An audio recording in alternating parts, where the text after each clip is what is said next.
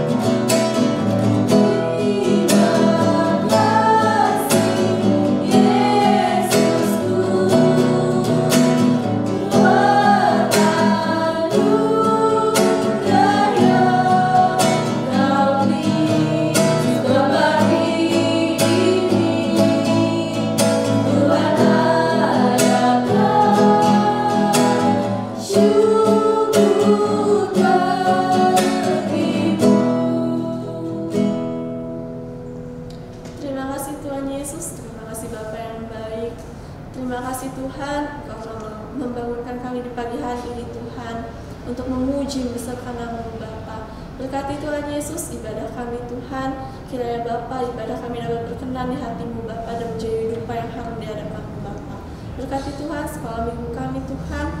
Dan Tuhan ajar kami Tuhan untuk tetap setia kepada-Mu Bapa. Kami mulaikan ibadah kami Bapa hanya di dalam nama Tuhan Yesus. Haleluya. Amin. Laskan Kristus. Siap. Siapa di sini anak raja? Pastinya semuanya anak raja dong.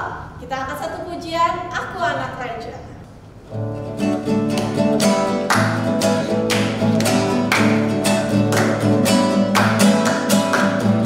Tuhan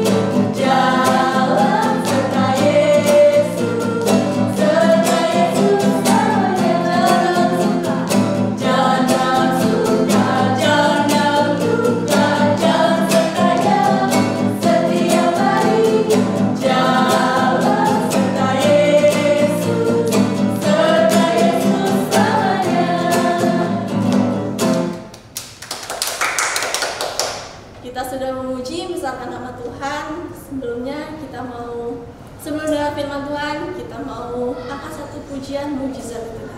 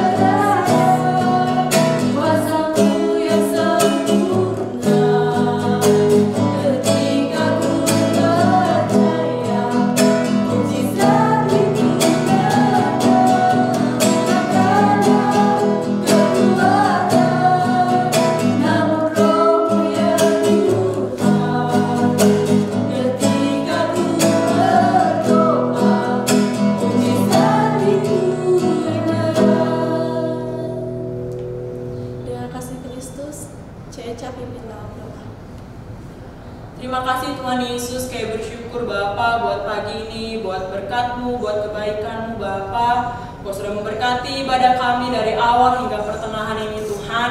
Biarlah setiap puji-pujian yang kami naikkan di hadapan-Mu semuanya menyenangkan hati Engkau. Tiba saatnya Tuhan kami akan diisi oleh kebenaran firman-Mu. Kau berkati Tuhan kakak sekolah minggu-Mu yang akan menyampaikan firman-Mu, agar apa yang dia sampaikan menjadi berkat bagi setiap kami anak sekolah minggu-Mu yang ada. Terima kasih Tuhan Yesus, kami sambut firman-Mu di dalam nama Yesus. Kami sudah berdoa dan mengucap syukur. Haleluya. Amin.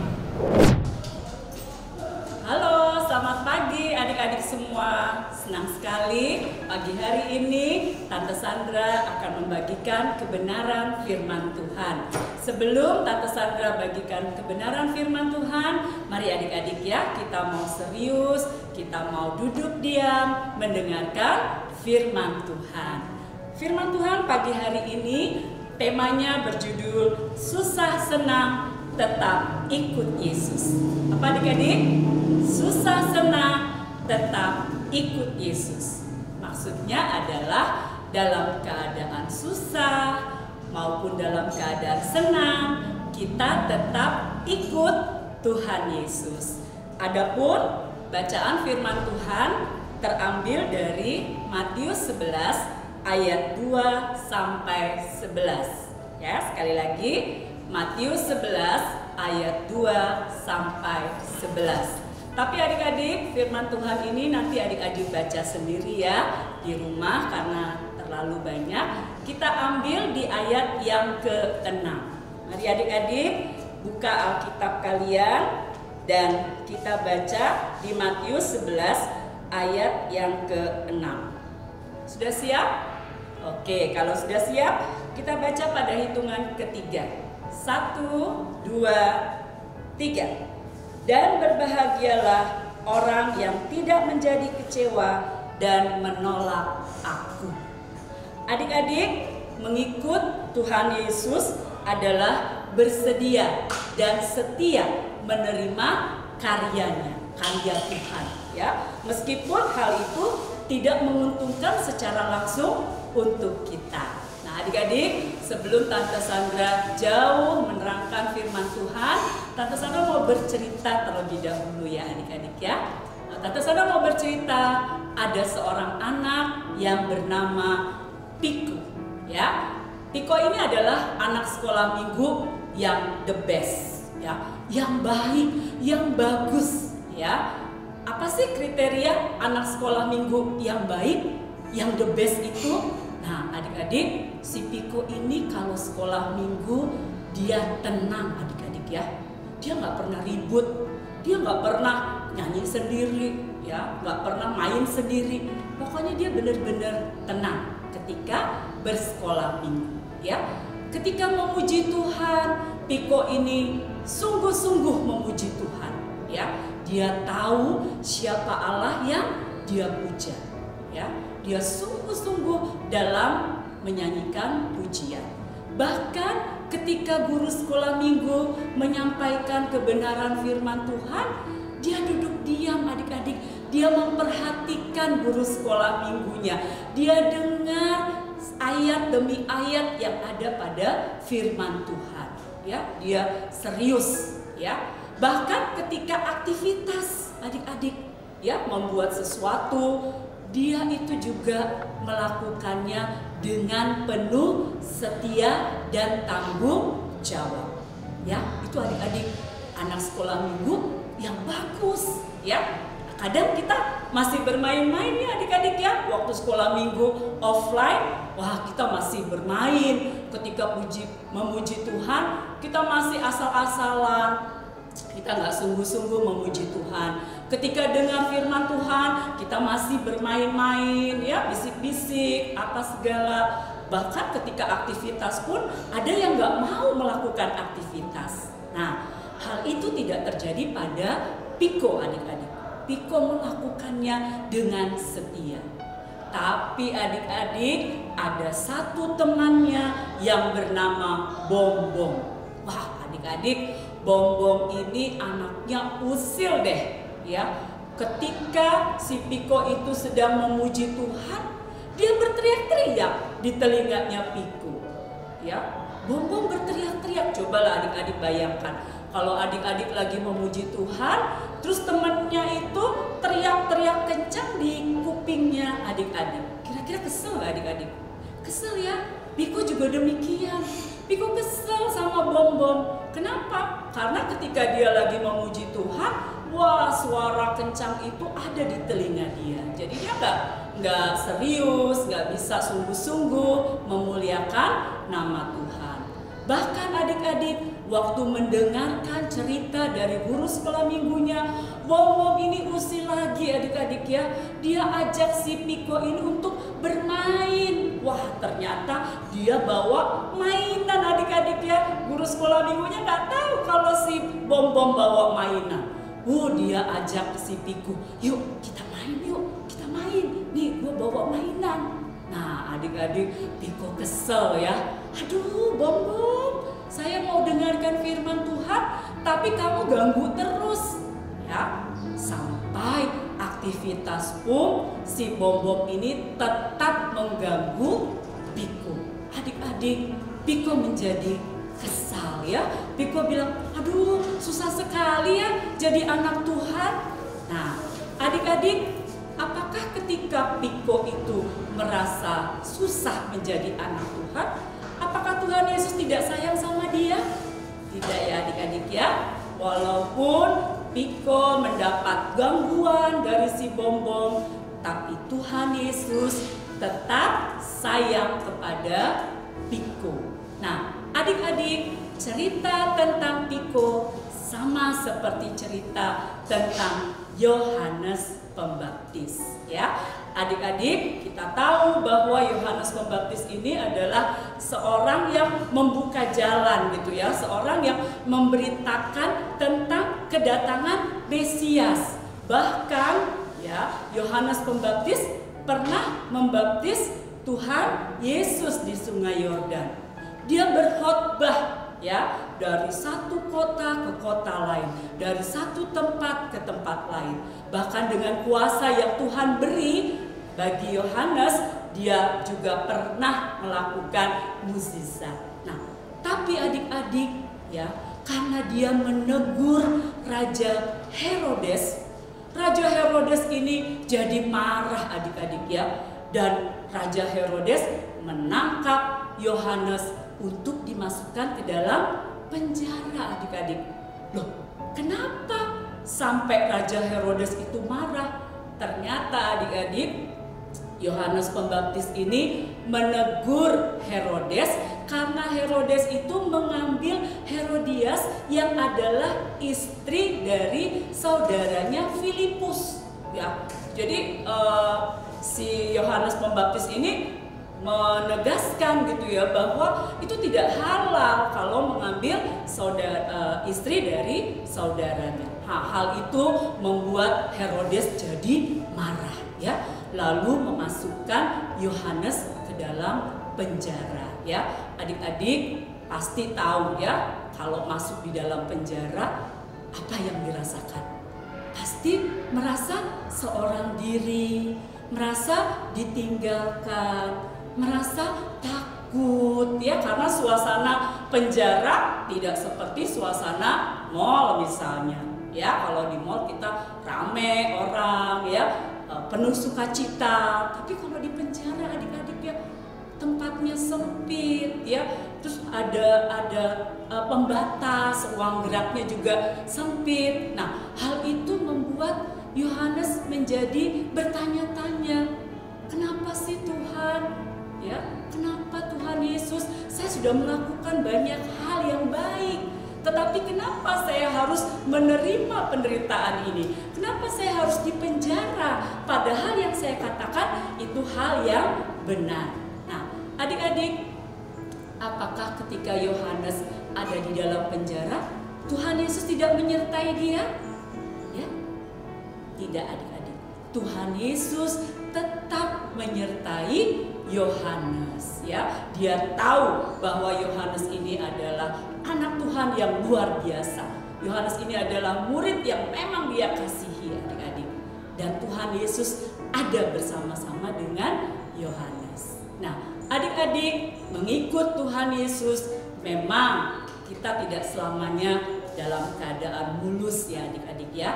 Pasti ada kesulitan, pasti ada tantangan. Tetapi percayalah, ketika ada kesulitan, ketika ada tantangan, Tuhan Yesus tidak meninggalkan kita ya. Adik-adik, untuk mengikut Tuhan Yesus, yang pertama kita harus punya yang namanya kerendahan hati ya. Bukan rendah diri ya adik-adik ya, beda.